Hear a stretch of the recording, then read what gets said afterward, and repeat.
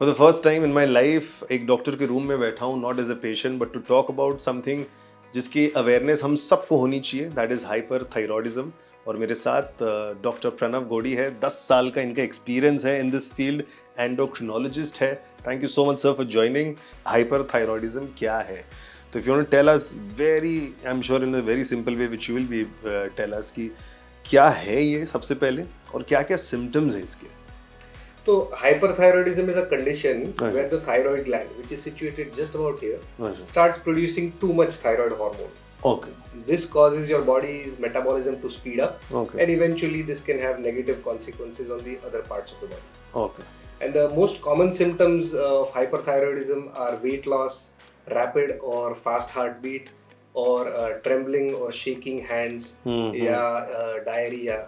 So these are the typical symptoms. Okay. What are the chances कि जिसको thyroid है, जैसे आपने बताया कि एक्सेस हो जाता है तो उसको शायद होगा, so what are the chances जिसको थायराइड है शायद ये वाली बीमारी भी हो सकती है?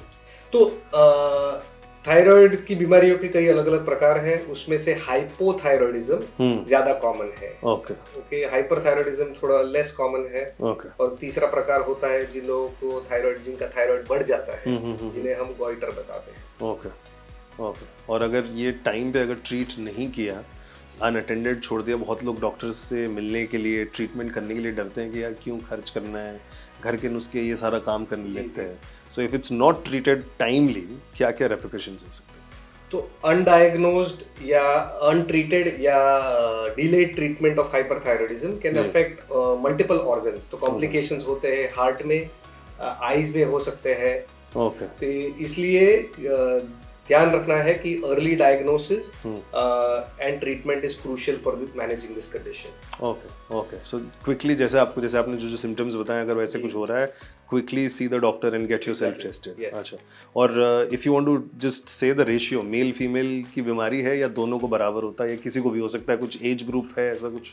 नहीं, तो हाइपरथायरॉयडिज्म ज्यादातर hormonal issues, endocrine issues females में देखे जाते हैं, 4 to 5 times more common in females as compared to males. और ये एज ग्रुप कोई भी एज ग्रुप में होता है, बचपन में भी हो सकता है। जी। ज्यादातर मिडिल एज में ज्यादा होता है, पर हो तो कोई भी सकता है। Okay sir, world thyroid day आ रहा है ऑन 25 मई। एनी मैसेज जाते जाते फॉर ऑल आवर लिसनर्स? तो मैंने जो सिम्टम्स बताए हैं उसमें से कोई भी सिम्टम्स आपको हो रहे हैं तो तुरंत ही जाके अपने डॉक्टर से कंसल्ट कीजिए, क्योंकि अर्ली डायग्नोसिस है, ट्रीटमेंट जल्दी स्टार्ट करेंगे तो फ़ायदा होता है लंबे समय के लिए।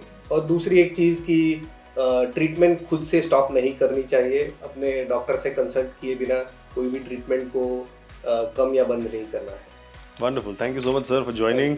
और बहुत सारे लोग तक ये मैसेज पहुँचे, वीडियो पहुँचे, यही हमारी कोशिश रहती है